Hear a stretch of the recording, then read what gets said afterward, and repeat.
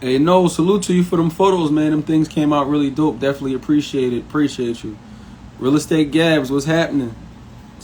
We gotta get our schedules together. Looking forward to connecting with you sooner than later. So we got a special one for y'all tonight. We got the big homie Reggie Bullock, one of Philadelphia's finest basketball players, sharing his story tonight, letting you guys know, what he did after high school and how he got into real estate. Appreciate you. Kel, what's going on, Kel? How you making out, man? We still got to connect too. Been hectic, but we'll definitely take time to connect. That's right, Lorenzo. Salute to you too, man. Them kids, I know you touched a couple of them kids with your message and your information you was giving. Super dope adding that contract during yesterday too.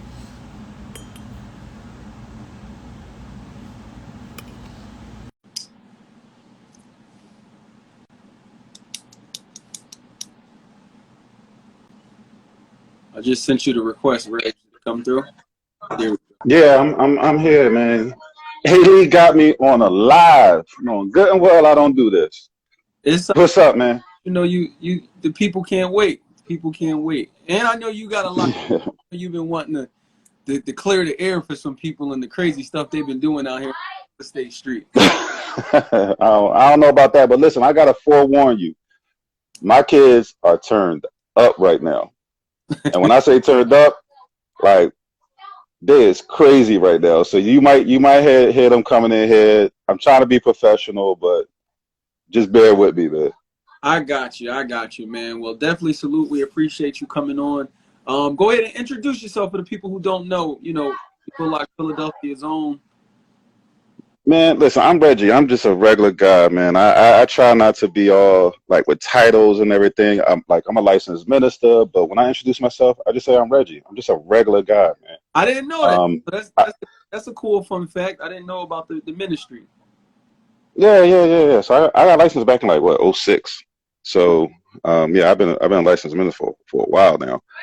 But yeah, I grew up in Philly. I grew up in Germantown, Happy Hollow.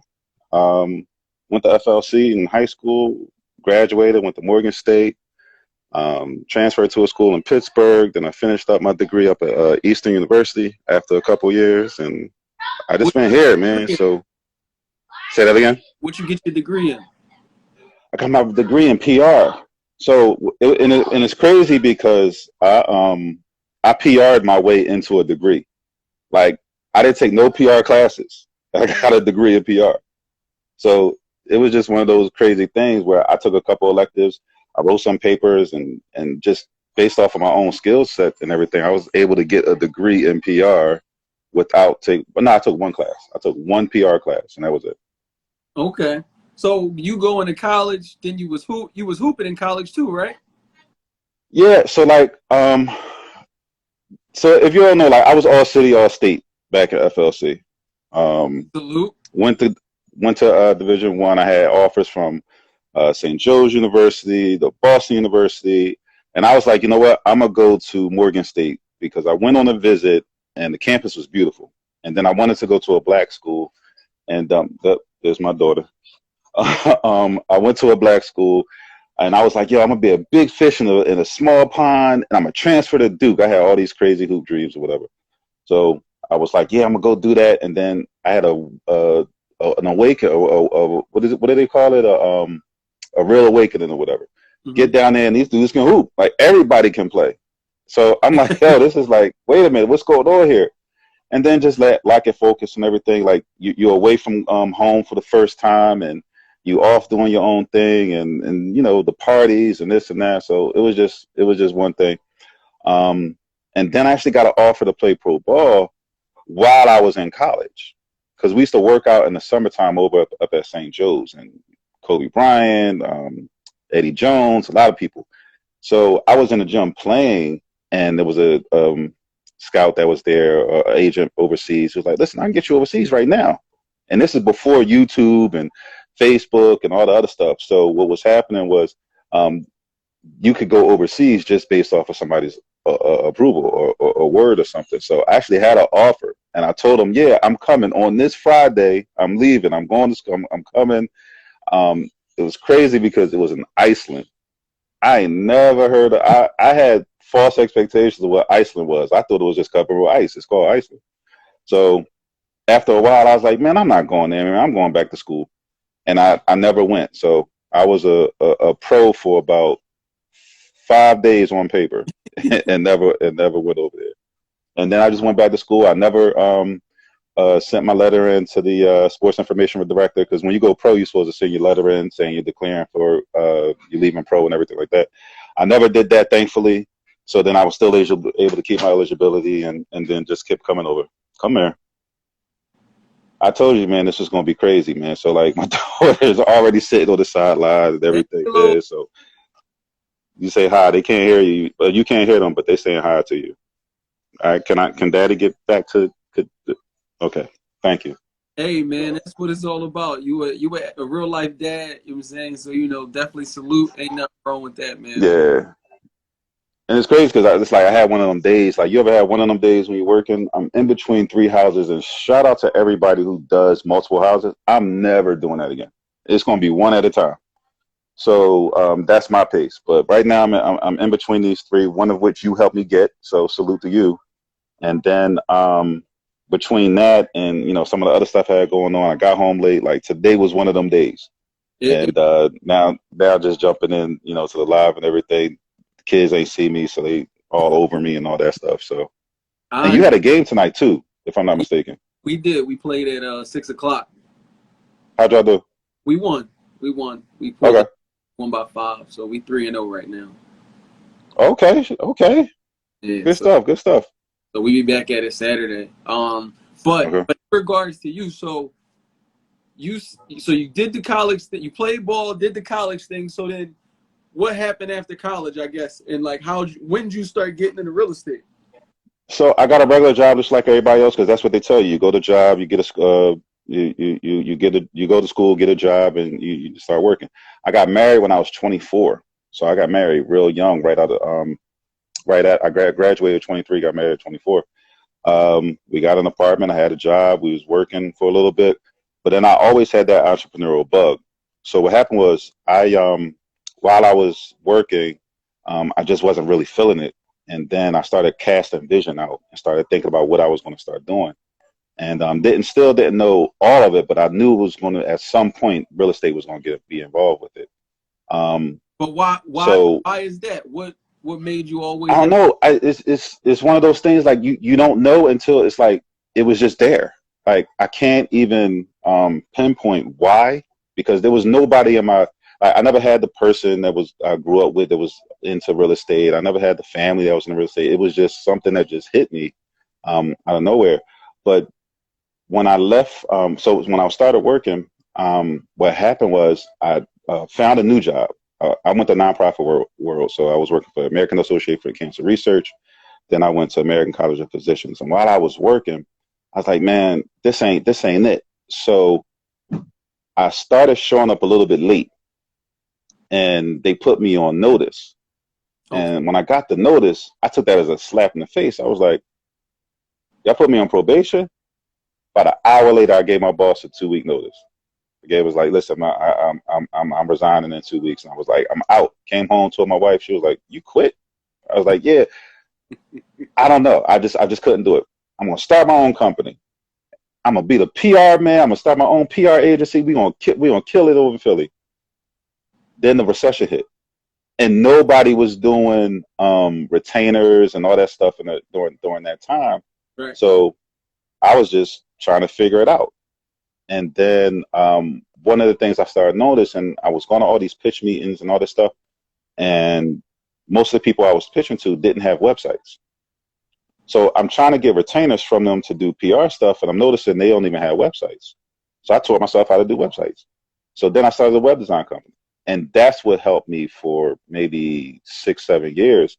Is I had probably, if not, I think it was like one of the top 5 or 6 like independent web design companies in the area, and my primary focus was churches. I probably had maybe 70 churches. And then in churches, there was clients within the churches. So Right. then, somebody had a business in it. So it was just going crazy. And that's what my world was. But then I took that money and then got into the auctions in The December 2015. Philadelphia sheriff sale auctions. Yeah, so that was my real intro into it because I always wanted to get into real estate, but I always thought that you needed 20% down, you need this, you need that. Like I never knew about the auctions. I went to an auction, and then I was like, "Yo, this is it." So I went I went in November just to go see it. Mm-hmm. I sat there. I'm a visual guy. I got to learn it. I got to see it, and then I learn it. So I went and I didn't do no bidding, but I just sat there and watched. And then the next month, I was like, all right, let me go grab this. So I bought something. 3030 West Gordon Street was the first property I bought. Got it for $3,900. So basically, Bought it for 39. Yeah, basically $4,000. But I bought that for $3,900 at the auction, December 2015. And what you do is you buy the property, then you sell the ticket. So you find a contractor or an investor, whoever, who wants to buy that property from you, and you upsell it, whether you sell it for 5, 10, 15, whatever you sell it for. But this was my first foray into it, so I didn't know I didn't know what I was doing. It took me until almost Valentine's Day of 2016 to sell that property. I sold it for $4,500. So I made $600, but I understood the process at that point. Once I understood the process, I didn't get anything in January because I was like, I'm not buying nothing again, so I'll sell this one I got in February. Because right. the auctions is every month. So once I sold that in February, I then went to the February auction, got 2 more properties. I got the one for $1,700. I sold that for $3,500, and then I got one for $3,000 and sold that for $6,500. Wait. So you bought a house at the auction in Philadelphia for $1,700. Yeah. That was on 25th and I guess it's gonna escape my name. I'm gonna think of it in the middle of the night. Like, dang, that's where it was. I got it all on my spreadsheets and stuff too. But yeah. But to your point, those numbers, like, oh my goodness. Those numbers ain't happening no more. Like I was talking about this the other day. It's like it's so crazy that once I really got into the game, but like I'm probably I'm one of the I'm not gonna say I'm probably, but I'm definitely one of the top producers at the auction when it was live. And I was getting properties for $1,600, $2,000 every single month for at least 2 or 3 years. Sometimes 2, 3, 4 properties, $5,000 or less. And you was basically wholesaling at the sheriff's sale. Basically wholesaling the tickets. That was how I learned how to wholesale. See, the auctions was able to get me disciplined because the thing about the auctions is you got to sell the ticket within 30 days or you lose your deposit. Right. But sometimes with wholesaling, you can have a property for 2, 3 months sometimes and trying to move it and all that stuff. So the auctions got me disciplined to move fast. I would win a property on Tuesday and have it sold by Friday. And then I would have the next person lined up because I'm like, all right, I'm going to have something for you because you ain't get this one. You got to move fast on this one. And then I would come to the auction the following week and then sell it that same. I've sold properties the same day that I won the ticket, and we couldn't settle because it wasn't in the system yet. So but the auction is not live now. Because of COVID, the auction, they actually suspended it till I think September. It came back briefly, and I back in April, and I still did win something in April, something 2,500 block of York Street. The prices is crazy. So the auction now is going to be stupid because it's open worldwide, so everybody's bid. So I got something for $46,000 back in April, and I sold it for 51. And I'm sorry, 52. And before you be like, oh well, you made that. Nah, there's also a 10% buyer's premium now. So when I won it for 46,000, they put another 4,600 on top of it. So basically, I made like $1,500 off of it because of that buyer's premium and some of the other fees and stuff like that. And it was a ludicrous. I should have never bought that property. It was like I was competitive in there. I was like, I'm going to win this property. So I just kept overbidding, and I should have never bought that property. It was totally not worth it, but somebody did buy it. So maybe I don't want to say it wasn't worth it because they might be watching. It just wasn't. It wasn't a home run. It wasn't worth it to me. Right. Yeah. Single though. Yeah. Well, I don't even know. It was like I got hit with the ball when the pitcher hit you with the ball. That's what that was. Oh, It you got wasn't even a single. I ain't earned that on base. I got hit. okay. So that's what that was. So you basically from 2015-ish up until what, like 2019, 18 was running heavy at the auction? Till right before COVID. I mean, what was crazy is so COVID really hit in March of 2020.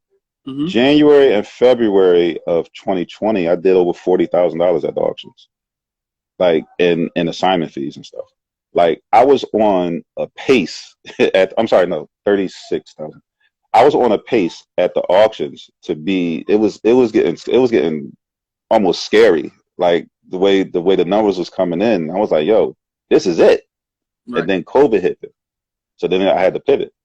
And some of the stuff that I started really wholesaling the year prior to that too. So now I'm getting wholesaling and auction stuff. So once COVID hit, I had to start pivot and start focusing on my own stuff and really build my own portfolio. So COVID was a blessing in disguise because I was able to start focusing on me. Okay. So now I guess in regards to your wholesale business, so you doing the wholesale deals at the auction and now in the street, can you touch on like your strategy on like some of the things like you may want to hear, like, hey, this is how I wholesale or I find some of my deals off market? Yeah. So right now, to be honest, I mean, I'm gonna answer your question, but I want to preface it now by saying I don't really even wholesale right now. I'm really only like once you start focusing on your own stuff and you see the numbers come in, it's like, wait a minute, why am I spending so much of my wheels over here when I could just do my own thing and be good? But to answer your question, how do I find deals? A lot of deals find you. So that's one thing. Once you're out there, people are gonna say, I got this, I got this. What I was doing, one of my bread and butters that I was always doing was, again, because I come from the auction world, I was always going to see whatever sold at auction. Even if I didn't buy it, I would go see and sold what auction. I would pull that list, see what sold at auction, and then check on the progress. If somebody bought a shell, for instance, and was boarded up, and they bought that in 2017, and they done nothing to it, I reach out to them. Hey, you got this property for $3,500 at auction. You haven't paid the taxes since you got it. What's going on with it? I would either try to present from a contractor standpoint, say, hey, do you need help fixing it up? Or B, I would say, hey, listen, are you interested in selling? And I want to say 8 times out of 10, they were interested in selling.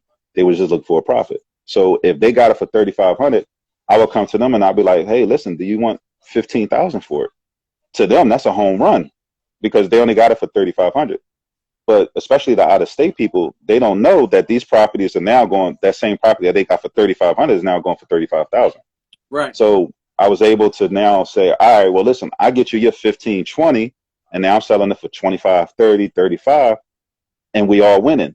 Right. So by going back, just going through the old auction list of what was already sold, nobody was doing it, or at least a lot of people wasn't doing it. And the reason I say that is because as I'm going down the list, I'm like, hey, so has anybody ever contacted you about this? Oh, no, you the first person to contact me. Right. So that's free game right there. Like, just go through the auction list and see what has sold and see what they're doing with it. Because 90% of the people who bought something at auction are investors. Every now and then you got somebody who's, a family member or they're trying to save their own property. I don't touch on those. I'm specifically talking about the boarded up ones, going after those. That was one of my gold mines. Also the L&I list. So if you go on Philly, I think it's like dataphilly.gov or something. I don't know. Just Google it, and you look up the L&I list. They got all the properties listed that are abandoned and vacant and all that. You dataphilly.gov. Man, you gonna make me go to the computer. And I just was writing it, and I'm gonna mess with it later. Yeah, because I want to give accurate information. So like, I think we talked about this before because I ain't want to do the lives or nothing. But then when you was like, yo, you gotta do the live, I was like, I don't want to just say stuff. I don't want to just be. I want to give more than just my story and all that stuff. Like I want I'm in my daughter's room, so that's why the ceiling's purple. That's see Morgan. Like when I say I'm a family dude, man, I really my computer's in here right now because of the connection or whatever. But No, I got the laptop right here, so you got me looking it up. yeah, but I'm gonna pull it up now because I want to make sure I give the most accurate information and for whoever's watching or whatever. But Open yeah, Open Data Center, yeah, Philadelphia. yeah, opendataphilly.org. Yeah. So that opendataphilly.org, you got so many different data sets on here of different properties and different things. So you could always go on here, go through LNI and see what When I'm sorry. Open Data Pipeline, Open Data Catalog.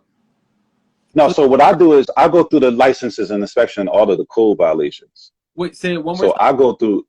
I go through the LNI, all the code violations.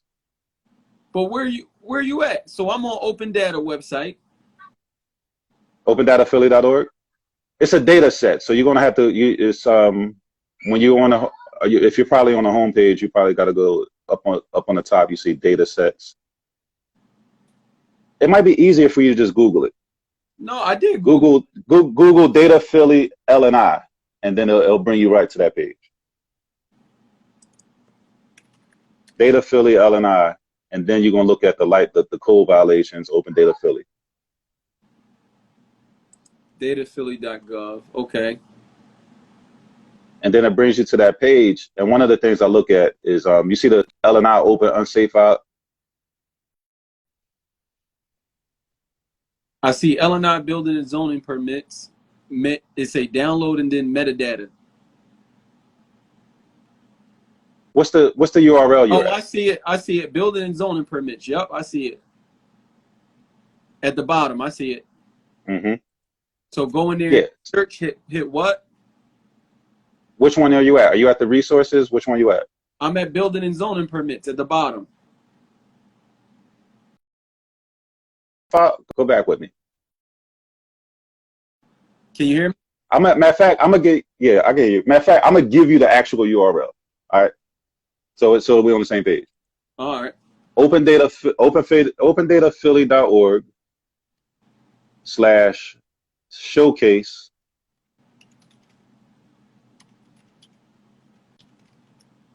That's it. Showcase. / LI dash open Open. dash unsafe dash violations dash visualization. I also emailed it to you too, just so you should. I know these people looking at this live like, yo, what in the world is this? Nah, well, look, this game right here on point with. Yeah, so I did just email it to you too. Got it. Yep. So Open Data Philly. Okay. Yep. LNI unsafe violations. So this is just one of the data sets. But this is my favorite one because the properties that are unsafe are obviously the ones that are vacant, and that's what I like. I like vacant ones, and these also the most room for negotiation. So when I go on here, I just go and I pull a whole list of all the properties that got LNI unsafe violations in Philly. So right now, just on this, there's 3,500 unsafe structures in Philadelphia. So you said you go under that, and under any of these data sets, because I see it's 1, 2, 3, I think four of them. Mm-hmm. LNI violations. Yeah, but you click. Open unsafe violations. Yep. And then underneath that you see launch website. Yep. Click launch website. Okay. And now this is the website specifically for all of that. So you see the charts and all that. I see the charts. Yeah.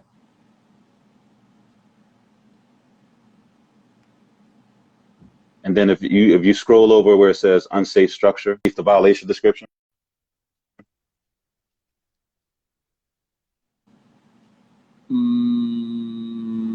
Unsafe structure. Yep, I see it. Yeah, just click on that one, for instance, because it's 35. It's about 3,500 of them. Okay. Then scroll down and you'll see it gives you a list of, it gives you all of those properties. It gives you them by address and everything. It only gives you 10 first, so you got to switch it to 100. But it gives you those properties. Ooh. Now you got to scroll over a little bit.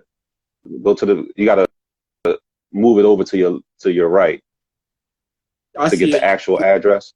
In the address. But now, yeah, but now you got a data set. And what you do is you skip trace this. And now you start building your list of your wholesale, who you're going to be going after.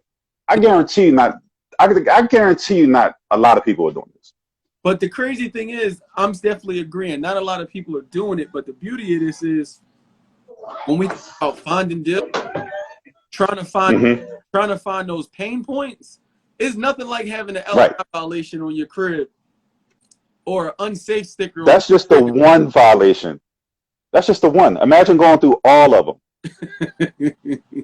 And that was just, like I said, that was just a real quick of 3,500. So now you funnel through that, you go through that, and you get that 3,500 down. Let's say you get that 3,500 down to 2,000 based off of whatever your filters are.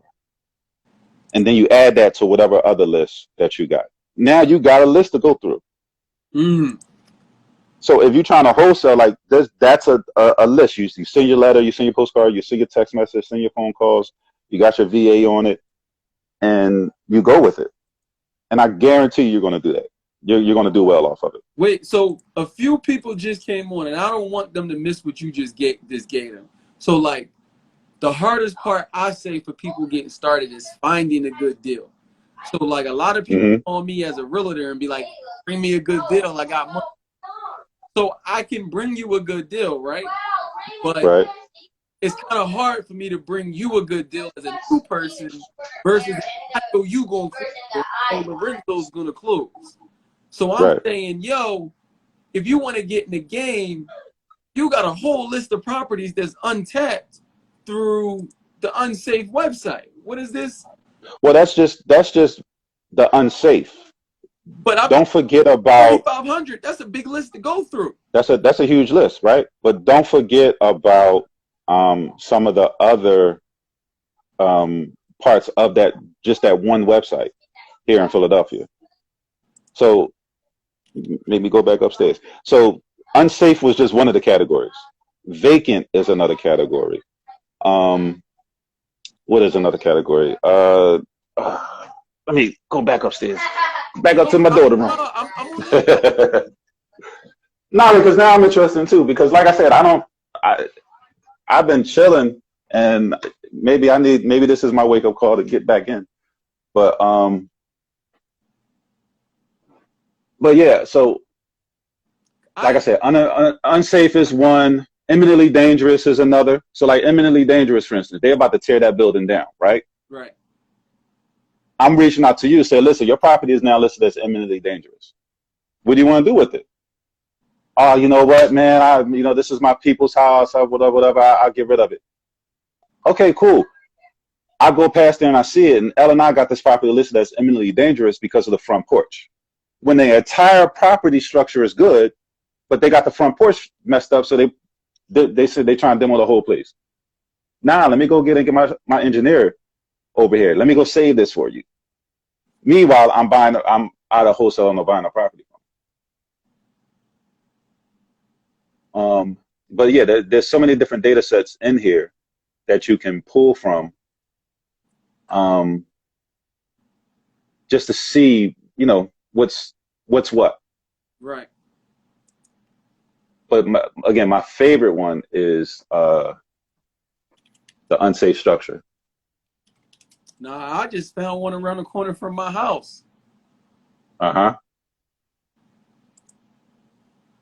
And then you always got the PropStream. A lot of people have PropStream, and PropStream is good.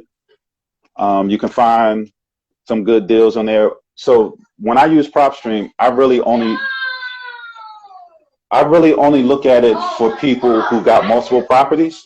Okay. So it's crazy. So like I told somebody this. I should post their I don't know if they're watching because I told them I was going to tell them what happened. But I told them, I gave them this game. They asked me this on my DM, and I gave it to them. I told them, listen, because they asked me how did I get this house for $5,000. And I told them, this is what I did. And then one of the best people in Philly, New Entrepreneur, made a post and said the same thing. And then they got back into my inbox and said, well, if Newt said it, it must be right. I was like, yo, I told you this. But now that Newt said it, now you running with it. I'm like, you know what, it's cool. You know, respect given. So but I look for people who got multiple properties who might have something to sell. And there's a way in PropStream that when you look at the property, you can see if they have any properties linked. And that's how I was able to get the deal, the one I just did for $5,000 that is almost finished in Southwest Philly. This person had 3 properties that they wanted to sell, and they were in a mortgage situation, so they needed to get 125. So I was like, all right, I'm gonna sell one for 80, one for 40, and buy this one for 5 myself. So I was able to kind of make the numbers work so that I could get that property for the low, but still bring value to them for the other ones. So value add, and you ended up catching the house for $5,000. Can we ask the ARV? 220. It need work? I put 50 in. I put 40 into it. So all in, I'm about 45. Yeah, that's the one I just posted it today because I'm doing barn doors. I'm like, yo, I must be an old head now because I get excited. I got excited over a barn door. Like I literally went to the property today to stare at a barn door. Is the weirdest thing. Like, I got up off of my couch to go there. It's only 5 minutes from my crib, so I got up off my couch to go stare at it. Well, like Lorenzo would say, you're an artist now. You're creating things. You know, like we talked about. You know, now I got to. I can't even see the comments. I got to steal that barnyard door idea from you in my next project. Well, what's crazy is I went to your Cobbs Creek project, and I know we just talking, so I don't know if everybody, if people asking questions or what, but I went to your Cobbs Creek project, and I saw the wainscoting and the molding and stuff that you did, and I was like, okay. So now I'm doing a 3D wall over on my side because I had the same open space. Okay. No, not Osage. Well, I'm doing that on Osage too, okay. But the 5,000 one. So I'm doing a little 3D wall on that space because I'm like, yo, if Ant's over there doing wainscoting and stuff, man, I got to because I was just gonna leave it plain. I was just gonna paint the wall and it's just a plain wall. Nah, it was like step your game up. So I'm like, all right, step my game up. I got you. So, question for you in regards to people that are looking like I go through this list. Are you saying, as a new person, would you recommend people taking on these kind of like unsafe structures in the beginning, or you think it's better? And you know. So I'm totally different, right? So I'm gonna say stuff that 9 times out of the 10, because I'm not a guru, but 9 times out of 10, the gurus are gonna say the complete opposite of what I'm about to say. Okay. I would, because that's what I did. I just dove right in. Like my first full gut to the brick job was a triplex. It's like, what? A 2,400 square foot triplex? I'm doing full gut, brick to brick, top to bottom. Right. It was a learning experience. Like you willing to pay $100,000 to go to this school or $50,000 to go to this school. I'm not advising you to break the bank and do all this stuff, but if this is what you really want to do, experience is the best teacher in my opinion. And there's going to be some people that say, no, I don't do it this way, do it, and it's respect given. But just for me, I'm more of a, like I said, I'm a visual guy. Mm-hmm. I gotta learn. I gotta get in there. So that's what I did. Okay. If you want to do that, that's cool. But I jumped in. Same thing with the auction. I just went. Right. So, but I think that's dope about you in regards to like I feel like a lot of people overthink it. So you got a lot of people. You take all this information through social media, through these classes and never do anything with it. They become career students. Like, you got people, you ever meet somebody who got like 18 degree, like all you do is go to school. Like, when are you going to actually apply or do the thing that you know, saying that you're going to go to school for? I'm going to back up because I see you backed up some, so I don't want to be all up in my, let me go ahead. So yeah, like, you got to at some point just do it and we'll figure it out. Or even don't be scared to ask for help. So, and that's the thing. So, Yeah. You know, a lot of people in this game, like even the people that's experienced, like, yo, asking for help will get you a long way. You know. That's how I met you. Like, I was stalking your lives and everything. I'm looking, and then I'm like, you know what? I'm just gonna ask this dude for some help. Like, yo, you know somebody who do this? You know somebody who do that? And you responded. So I was like, okay, he's an actual person. But you gotta think that there are some people who won't respond. You and me was just talking about this the other day. Like, I sent a message to somebody who's doing something that I wanted, that we all want to do. Right. No response. Some people are just like that. They just won't respond. They just won't give you any game. They won't share. Matter of fact, I shared your information with somebody. They reached out to you about learning how to, like, building the team through Home Depot.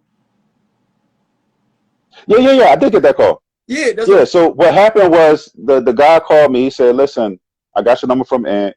I'm doing the demo on like 6th and Susquehanna or somewhere." He said, "But I don't know where to start." And I was like, "Well, did you hire a demo crew or anything like that?" He's like, "Yeah, but everybody's giving me quotes to like $6,000, $7,000, $8,000." I was like, "Yeah, I just demoed a whole house for $800." He's like, "Well, how did you demo a house for $800?" I got 3 guys from Home Depot, paid them $150. I got a U-Haul truck, the $30 U-Haul truck. It ended up being about $120 after taxes and gas and mileage. And the dump fee was like about around 3 tons over on 61st Street, 61st and Passyunk. Okay. That was like 105. So all in, it was like $840 or something like that I spent. And I demoed the whole house in one day. And there's no offense to the demo crews. I don't want no smoke. I don't want no demo crew in my inbox saying, "Yo, what's going on?" I don't want no. It wasn't that. It was, I was trying to find people to do the jobs, and the numbers that I was getting was a little bit too high, and nobody could do it in the time frame that I needed it. Right. So last week I just said, you know what? Let me roll up. I got up at 7 o'clock, did it. We did the whole demo in a day, brick to brick, for a little over $800. So, do you have any advice for people? Because I mean, I tried to do the Home Depot thing. It didn't work out when I tried it. Like, so for me, they gotta have their own tools, and it's a gut. Like, you're gonna get a feeling when you're talking to somebody and say, this is what I want to do, and they start describing what they can do and all that stuff. So it's just a gut feeling. But then also you got to be there. So like, it can't be a situation where you're gonna go get the guys and drop them off and then you're not there. Right. So like, I'm there. I'm put, because you get the wrong demo guy in there, your whole house there fall apart because they destroying load bearing walls and messing up footers and all that stuff. So like, you gotta make sure that you know what you want, and then also that you're there supervising, because they just want the money. A lot of instances, they just want that check, that cash. So they're gonna say they could do anything. Right. And you just gotta vet them out and see. I got caught up with a tile guy. He wasn't the worst tile guy, but he wasn't. He sold me as, yo, I'm the best tile guy ever. Right. And I had him for about 2 days, and you know, it's okay, but I could, like, his tiles is chipped and all that. I would use him, but he you know, he came. You hear me? I use him. Yeah, I was, for some reason, people see me on this live and they're calling me. So I'm scrolling through the list, and you're watching and you're calling me. so what are you doing? Like, I don't know. Man, but yeah, so they're excited to see you out in the open talking to the people, man. Yeah, because I don't do that, man. First off, I didn't even know how. I was sitting up here like how I was expecting a phone call from you or something. And then I was like, no, wait, maybe I gotta go on and be. Maybe I gotta go on when he's on and then request this. Man, I don't be doing this. Man. Hey, it's like you said, you jump in and you figure it out. So like even to Right. that point, can you touch on maybe just how do you talk to yourself when you facing something you don't know or like you feeling like like most people look at it like fear. How do you deal with the fear part? Well, I mean, obviously, fear is false expectations appearing real. It's always going to be a false expectation. And sometimes the biggest victory is on the other side of your biggest fears. So you just got to analyze the situation. Like, why am I so scared about this? About what I'm about to do? Because if the benefits outweigh the fear itself, then you got to do it.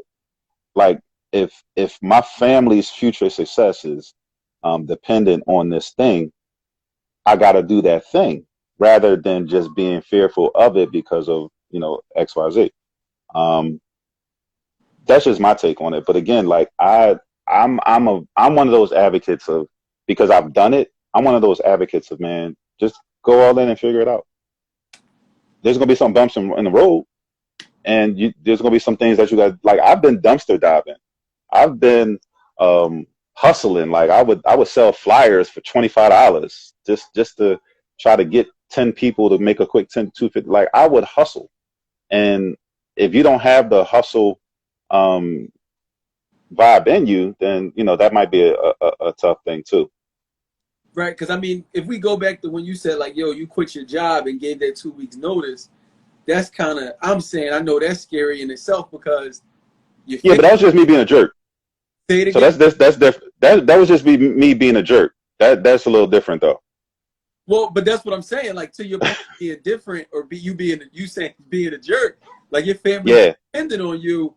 You know what I'm saying? So yeah, but I was like, I was in my head. I'm like, yo, I'm Reggie. Like, I could get a job like that. Like, when I quit that job, I did a press release. When I quit that job, I did a press release of my resume to let other employers know that I was available, and I circulated that around. Yo, I think I did like 35 interviews off of that alone. But just the overall is weird. The areas that I am confident in versus the other areas where I'm just like, hide behind the table.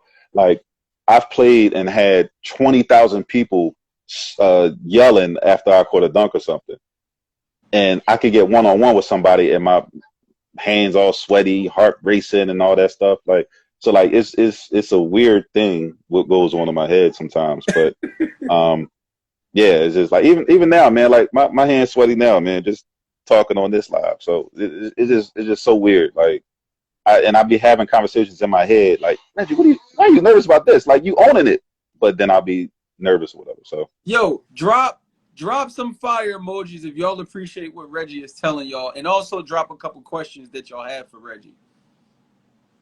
yeah, so going back, because I want to give some more information and make it more valuable, because some of your lives, not some of them, but all of them, they drop so much information and people go back and rewatch. No, I want to give some stuff that's like, yo, this is, you gotta go back and rewatch this so that you can get it. We were talking about earlier, if you in Philly, I think you said, how do I find properties? And I gave you 3 examples. I said, I go through the sheriff list. I go through the L&I list of properties that are messed up. And then I go through PropStream and I look at different zip codes, and in PropStream, they have the things where you can say, all right, you only want vacant, you want this, that, or the other. But also in PropStream, I find buyers. So finding properties is one thing, and finding buyers is the next thing. So in PropStream, for instance, if I got a house in Southwest Philly, I'll look up all the cash buyers that are within a certain couple miles of that house, and I'll use PropStream, for instance. You can always contact you or a realtor or anything like that can find that same information. But for those of us who aren't realtors or anything, I'll go in there and I'll find a list of all those properties that was bought with cash. And then I'll reach out to them like, hey, listen, you just bought 2 houses on this street for cash. I got a property for you. And I would do that same thing through the auction back when the auction was live too. I would but I would do everything one by one. I would get a property at auction and I would go to property.phila.gov and I would look up every single property on that block and see when it was purchased, how it was purchased, all that stuff. And then I would reach out to them and say, hey, listen, I got a property on your block. And you wouldn't believe how many properties you're able to sell that way. Right. Because it's like, yo, I got two in that. I want one more. How much you got it for? And so, now you're able to push it. Question I know people are asking: how do you find these sellers' contact information? So that's a skip trace. So you got tons of services out there. You just got to Google the word skip trace, and they require an Excel or any type of data sheet. They require that in order to be able to produce the contact info. So you get cell phone numbers, telephone numbers, email addresses, and forwarding mail addresses. Does it PropStream skip trace too, or no? Yeah, but PropStream skip trace isn't the best. PropStream basically is a paid version of fastpeoplesearch.com. So if you want a free way, you can go to fastpeoplesearch.com and just type, like if you're doing driving for dollars, I would start there. You're driving for dollars, you see an address, go to fastpeoplesearch.com, you type in that address and they'll give you, all the people who had an address whose name was on there. And then you cross-check that with the name that's on the deed on property.phila.gov. So that's another game real quick. Let me give you that one real quick, because maybe I said that too fast and somebody's like, what? If you're in Philly, and this is specifically for Philly, you driving for dollars, you see the house on the corner, it's boarded up, it's vacant, you like that one. You go to fastpeoplesearch.com, you type in the address, and you see all of the names that's connected with that address. You go to property.phila.gov, and you also type in that address, and you see the name that's on the deed. You cross-check that with the information that you get on fastpeoplesearch.com, and now you got a point of contact that you can reference and go after. You go after that person. You say, hey, listen, is this still your property? Yada, yada, yada. And you make your offer.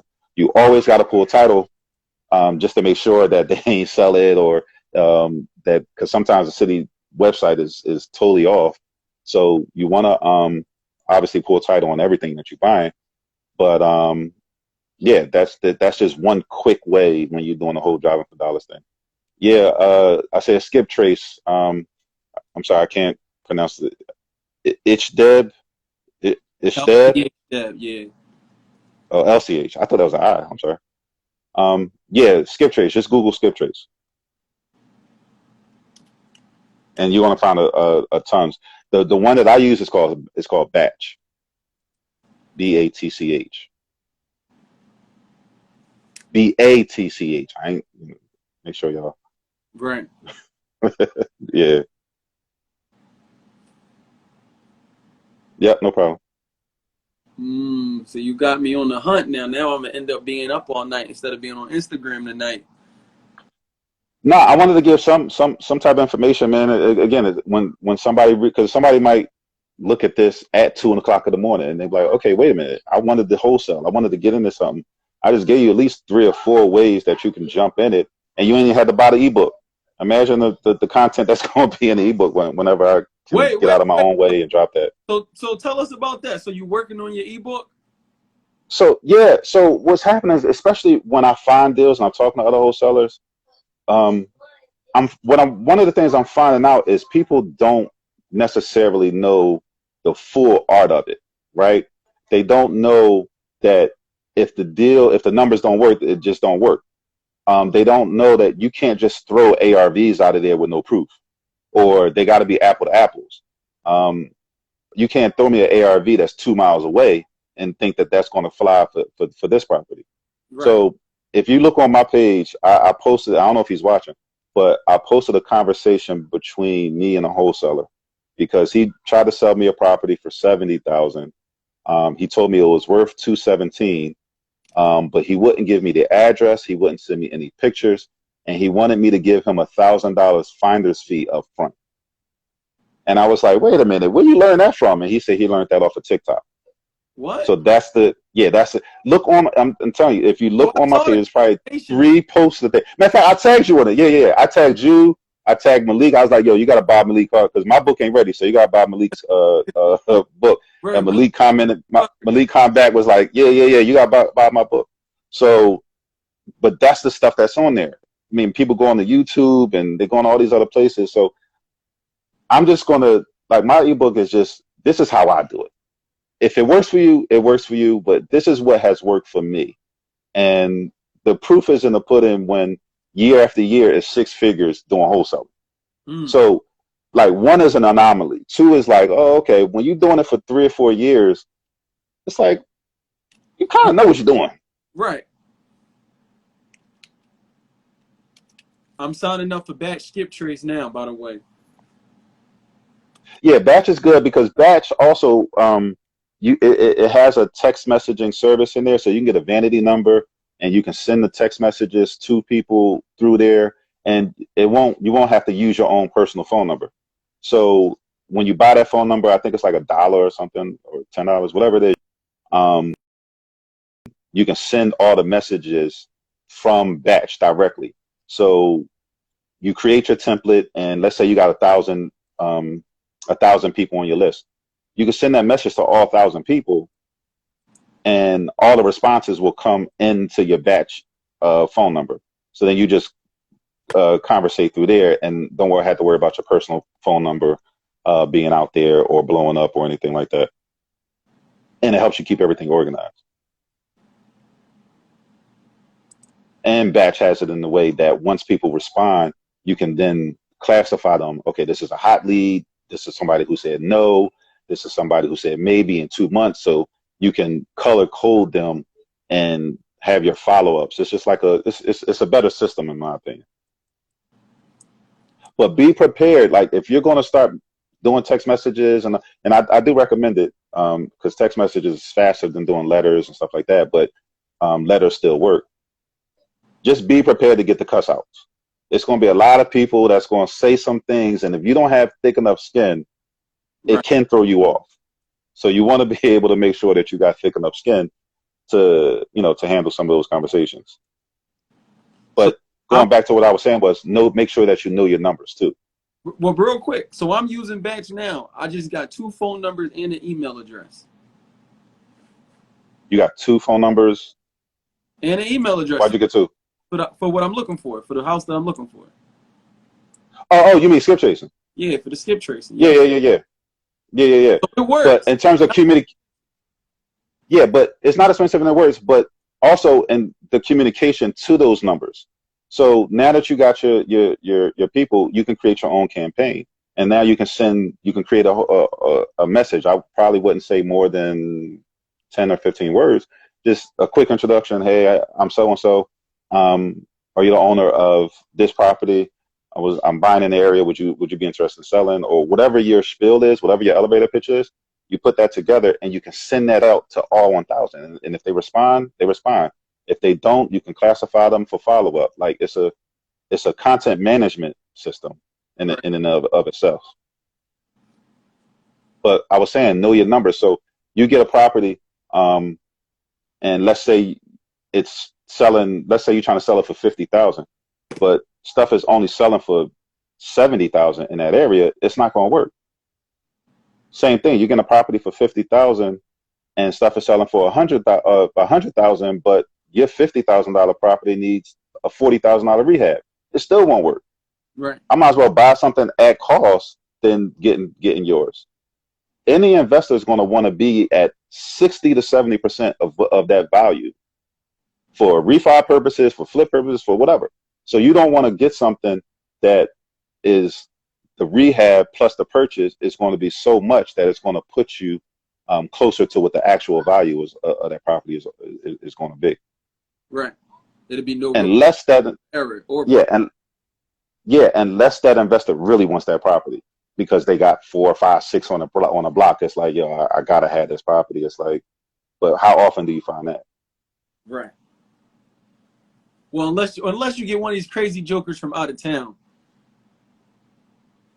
But see, the out of town people, the New York, because that's what happened at the auction too.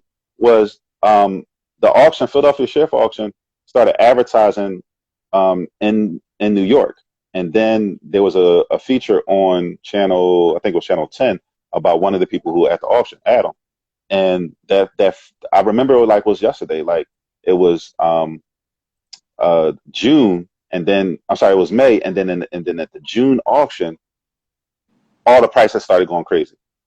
It was ridiculous, and then it never came down. It became the new norm.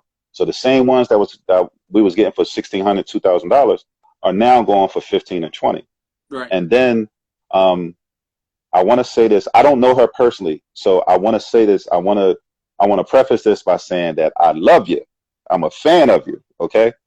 But when Rosebud came and they started coming with all her students and classes, and all those people started coming, and the prices started creeping up more, and then some of these other people started coming. So like when the group started coming, that's when the prices started going a little bit more and crazy at the auction. So now those same $5,000 properties, like I said, is going for 50. It's like, but it became the new norm. And what continued with it was, even though the prices at the auction was going crazy, people were still buying them. Right. Like we were still able to sell the tickets. I wish I had kept more of those $2,000 properties, but I didn't know better back then. I look at it all the time, like, dang, especially when I'm driving around North Philly. I'm like, I had like 4 houses on Silver Street, 2 houses on Sterner, 3 houses on Seltzer, 2 on Somerset. Like that was my area, and I'm getting them for like $2,000, and I'm seeing all these houses in that area. I could have had a crazy empire. Yeah, for sure. But you know, you're not doing too bad for yourself now, being that you got 3 projects, and then you got the new construction that you didn't even start on yet. Right. But then also, and I want to make sure everybody understands this too, because you can get caught up in Instagram fame and what people are doing on Instagram, because a lot of stuff that is not real. Don't focus on getting so many assets. Get the right assets. Like quality over quantity matters. Mm-hmm. And somebody said this at the conference that you did. I think it was By the Hood. He had 60 properties and wasn't making no money. When he got down to 8 properties is when he started actually making money. And we could get so focused on, oh, I got 3 projects, I got 10 projects, trying to keep up with the Joneses and keep up with the Insta famous people, and not make any money. I saw somebody say one time, they was like, yeah, I just bought this property and it cash flows $200. I was like, and there's no offense to them. If that's your lane, that's your lane. But I couldn't imagine that. And again, I'm not offending. I'm not saying nothing. You're a master of that. That is you. Just as for me, I couldn't imagine cash flowing $200 on a property, man. Right. That just wouldn't work for me. And that's not a lot of room for error. There's not a lot of room. Yo, like my goal is like $1,000. If I can do a minimum of 1,000, that's kind of where I'm at. I'm thankful that I focus mainly on multifamilies, so they are in that 2,000 and up range, or 1,500 to 2. My lowest, my duplex is the lowest multifamily that brings in 1,625. But now that I'm getting into singles, the only reason I got into singles was to do the program that you and I were talking about. But if it wasn't for that, I would never touch a single. I would never touch a single family. I got you. Not with a 10-foot pole, unless you're into rooms. Now, I'm not into rooms. I tried rooms.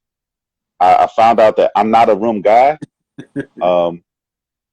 Yeah, Ronnie, you probably bought the one on Silver Street you probably got one of my old ones, if I'm not mistaken. I'm looking at the comments. Mm-hmm. But yeah, the single ones, man, I wouldn't, unless you're doing rooms, I wouldn't touch it. And I did rooms. I had a couple rooming houses, and I was getting calls in the middle of the night for people losing their keys, and there was a big fight at one of the properties because somebody used the other tenant's ice out of the freezer, and I was like, wait, what? It was like, yeah, I filled up the ice tray, and then they came and they took all the ice out and didn't fill it back up, and they had a big fight, and I was like, yo, I can't do these rooms, man. So I got out of rooms and solely focused on apartments. But if that's your lane, like my brother, he can do rooms. He loves rooms. You make money in it.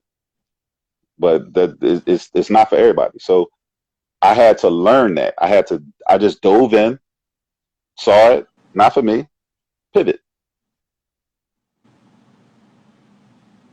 Well, that's No, dope, got it from man. ShareCell 2016. Okay.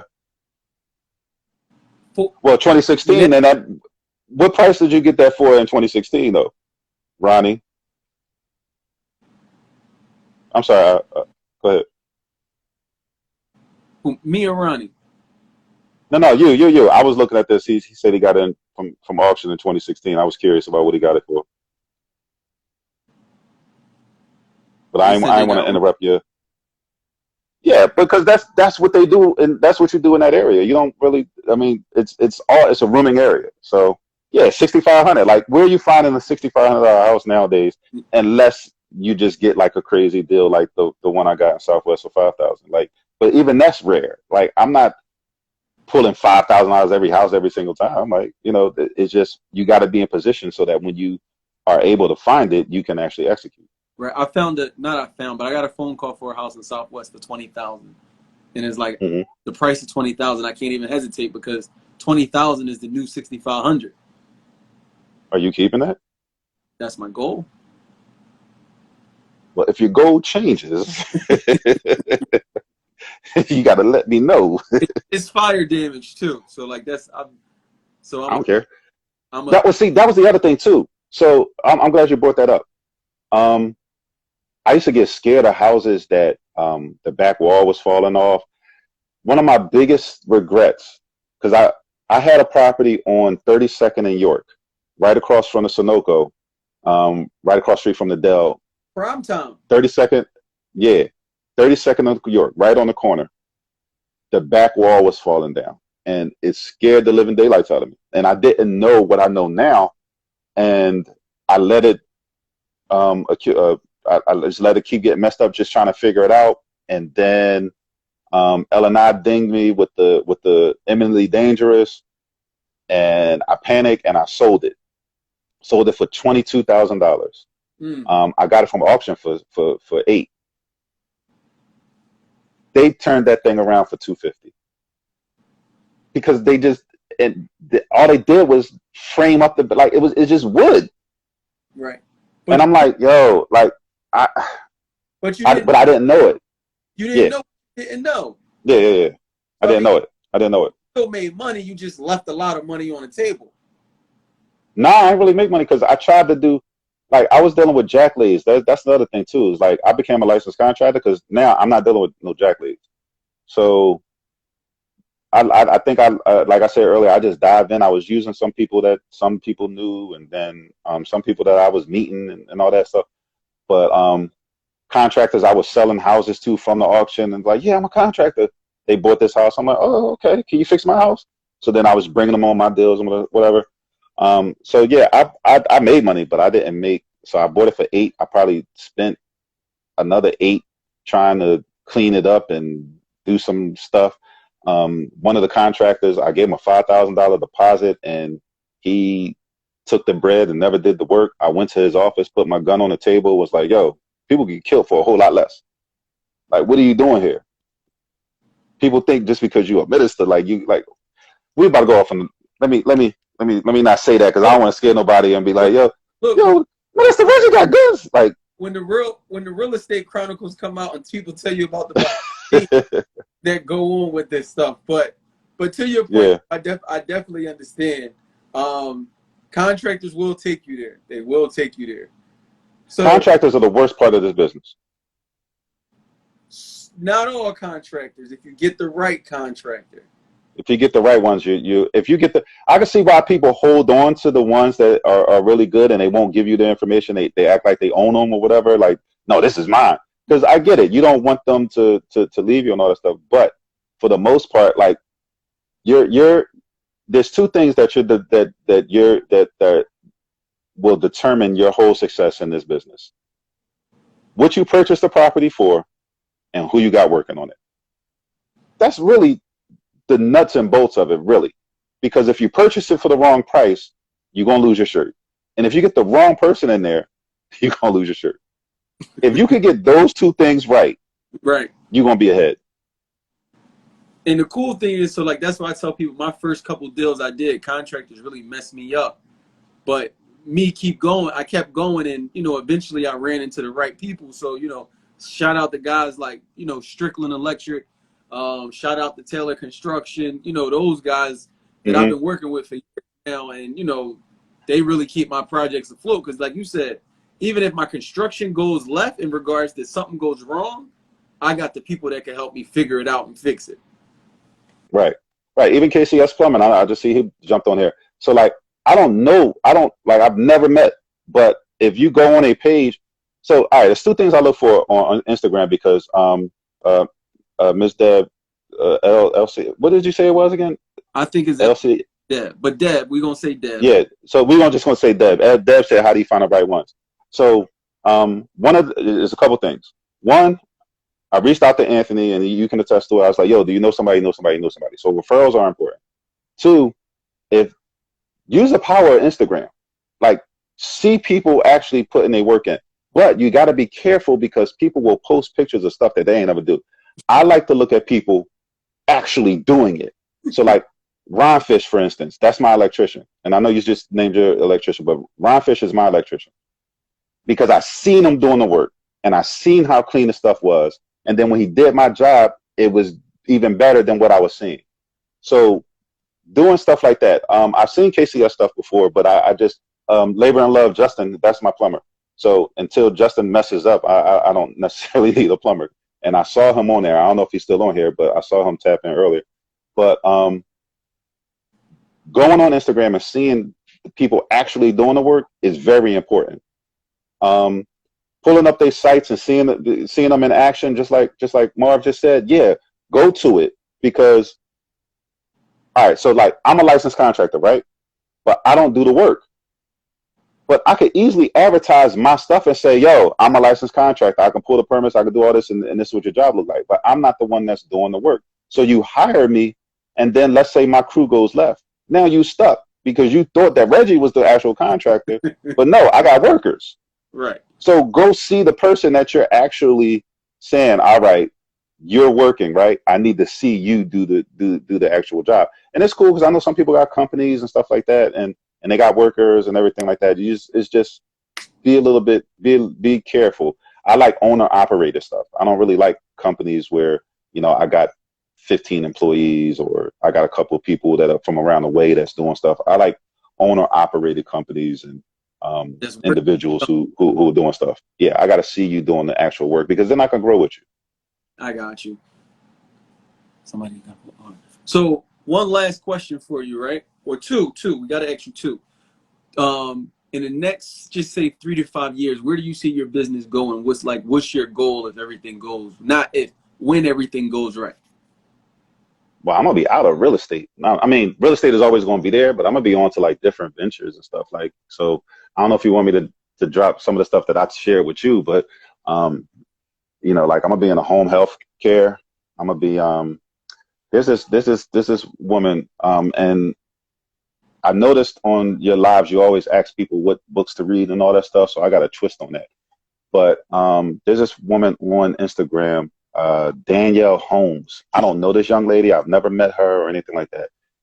But my God, she her content and what she's doing on the e-commerce world is just like fascinating. And because I have a background in that, I'm 1000% going to be diving into some of the stuff that she's doing. So um, just diversifying is what I'm going to be doing and just trying to, figure out everything that, God has for me. Just staying focused on that. Okay. So since you went there, what are the books you could recommend or podcasts, for just keeping your mind sharp or just learning the game of real estate? So no books, no podcasts. What I want you to do is I want you to go to people, and again, the people I'm about to name, I don't, nine out of 10 of them I've never met. One of the people who I'll say is Janelle and her husband. They were at your conference.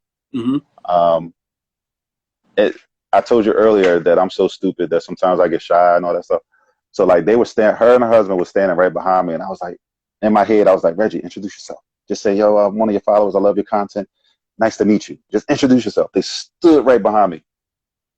And I got shell shocked. And I just sat there like, no, I'm just going to sit here and eat my salad. Like, so, like that's just me. That's how stupid I am, man. But then on the flip side of it, I met some other people, and it's like, so, but yeah, what I want to say is go to these people pages, because a lot of people are selling classes and ride-alongs and other stuff like that, right? But they're giving out so much information on their actual pages that if you would just look at what they say in all their posts, look at all their videos, you will get tons of game. That's a great starting point. And then from there, you'll figure out which lanes that you want to go in and then make your decision to go. So like Janelle and her husband, New Entrepreneur, you obviously, Rika State. Like, again, these people, I've never met them, but I stalked their pages and I got information. Terry, Care Credit Consult, Care Credit Tools, J Boog 2309 or whatever his name. Like, it's so many people that are doing some stuff that if you would just go through all of their pages and look and just say, okay, just take a day. I'm gonna take 2 or 3 hours and I'm gonna focus on Ant page. And if you go through all the content that you've ever posted, you're going to get some nuggets. You write your notes, and now you got a plan. You say, okay, he said this, this, and this. I'm interested in this, this, and this. Let me take that over here and apply that here. And you're going to get so much of information, especially if you looking at stuff from the video perspective. When people doing their walkthroughs, Doug just posted something today about underpinning and foundations, about making sure that you never go below this certain point. And like, if you would just watch that video, you probably will save your building. Shout out to the OG, obviously, Greg Parker, man. Like, he is somebody I do know. I used to teach at some of his conferences and stuff. But Greg Parker is another person, man. Just drop gems upon gems upon gems. If you would just go through their pages, look at stuff, take a day a week. Say, you know what, I'm just gonna be sitting here studying. Lorenzo, man, like I met Lorenzo through Facebook. I didn't even know he was on this. I didn't know who he was on Instagram, but I'm sitting here looking at Lorenzo stuff on Facebook, like, oh yeah, this dude's dropping knowledge. Right. And then I see him on Instagram, and then I see y'all two together. I'm like, oh, okay, makes sense. So just it's a bevy of people that once you start looking at, like Aisha Selden and what's the green real estate mom, like it's so many content creators who are putting stuff out there that before you buy a class, I'm not trying to mess up they bread or nothing, but before you buy a class, just go through every single one of their posts, because chances are Herm is going to give you some of the same information that he's going to give you in those classes that you sign up for, and you're going to get a lot of the content that you're able to then take and apply it. I mean, the kid, what's his name? And I'm sorry for saying the kid, but listen, I'm old. So the guy Newt, man, he was on the other day. He was like, these are the 4 banks you want to get business credit from. Right. People paying like thousands of dollars just to find out who to go to. He's like, yo, go to Bryn Mawr, Bank of America. Like, he's telling you where to go and what you need to do with it, man. What's his name? Trucking. I know him from the auction too. The trucking dude, man. That's Philly Hot Shots, Kyrie. Philly Hot Shots. Yeah. Him. Like, I know he shifted and he's primarily in the trucking, but it depends on what lane that you're really trying to get into, and figuring it out and then going from there. Real estate bully, man. He opening up restaurants and everything. Like, it's so many different people who are doing stuff that, again, if you would just go through every single thing that they've ever said on Instagram, go through everything that they ever said, you'll get some game. Go through my stuff. Like the whole auction. Like, I used to teach people. I used to tell people, man, listen, you want to make a quick $5,000? This is when the auction was live. I'd be like, yo, you want to make a quick $5,000? If you got $1,000, come down to the auction. We're gonna get you something for $10,000, and you're gonna sell it for $15,000. And I showed them the whole process. It's like 10 slides, and I just walked through the whole process, and then I posted people who actually said, yeah, I'm gonna come. Success has receipts, as Herm would say. Right. So, like, when the people are showing you different receipts, then you gotta just go through their stuff and you'll be all right. All right. Well, we definitely appreciate that. I feel like you definitely gave us enough to get busy. I said, I know I'm gonna be up. I'm probably gonna text this lady with the number now just to get a head start and see what's up with this. Man, don't text nobody at 10 o'clock at night, man. You Hey, better wait till tomorrow. I gotta make sure the number work. Gotta make sure the number work. Listen, so just real brief, because I know you about to go. I don't want to keep you too much, but one of the things about reaching out in conversation, the best time to reach somebody is Saturday morning between 10 and 1. Oh. That's the most opportune time to be sending messages out, especially real estate related. One, you send the messages out Monday through Friday. If they got a job, chances are they're gonna either ignore it or not be into it. If you send it out at nighttime, if they doing dinner or if they doing whatever, they again annoyed and not really into it. That Saturday morning between 10 and 1, especially if you are going to be making phone calls, that's the best time because you'll get a higher response rate. Not say that you won't get responses in those other times, but you'll definitely get a higher response rate in that time because people are typically not working during those times. Got you. Look, another free gem he just gave us. So when can we expect Mm-hmm. the ebook? When is the ebook coming out? It was supposed to drop today, but just content weren't ready. Like I don't. So on that post that we talked about earlier, because I told the guy about his wholesaling practices, I was like, you need an ebook. He was like, man, I'm tired of all these ebooks because they all give fluff. And I was like, I took heart to that. And I want to make sure that I'm not giving any fluff. Like, I want to make sure that if you buy this book and you do what it says, you'll be successful.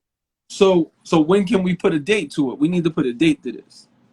Matter of fact, Soon. if he's interested in the book, send him a DM with your name and email. So this way Reggie can put you on the list as soon as you get it, and just tell him that. Just send him the code Monopoly, and he gonna make sure he get it to you right away. Monopoly? Okay. Yeah. Monopoly, man. Brandon, I like it. And speaking of Monopoly, you got something coming up in October or November?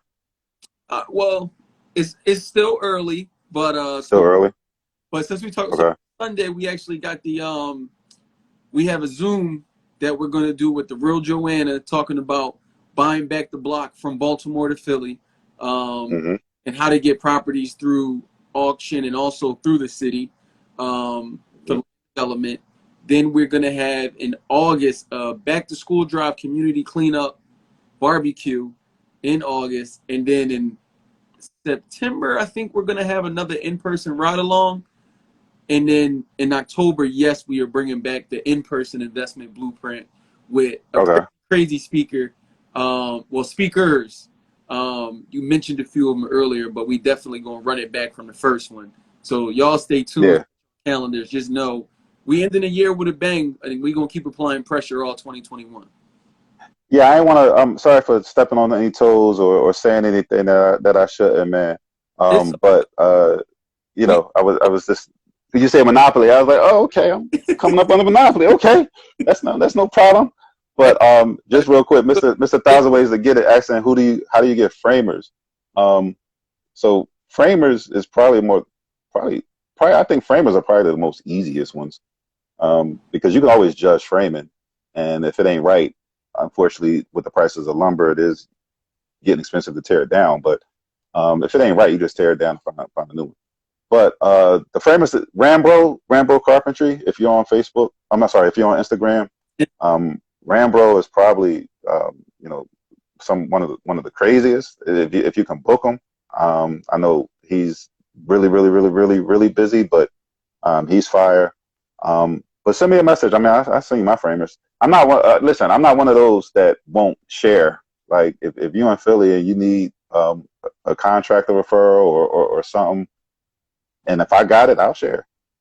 Right. Also, check out Matt, Mr. Monopoly. Mr. Monopoly can help you out with that framing situation. Mr. Monopoly, man, I grew up playing ball with this guy. Like Mr. Monopoly, man, like he done took stuff to a whole different level, man. That is like, I'm like, oh, this guy, man, is So yeah, definitely could hit up Mr. Monopoly if you can if you can do that.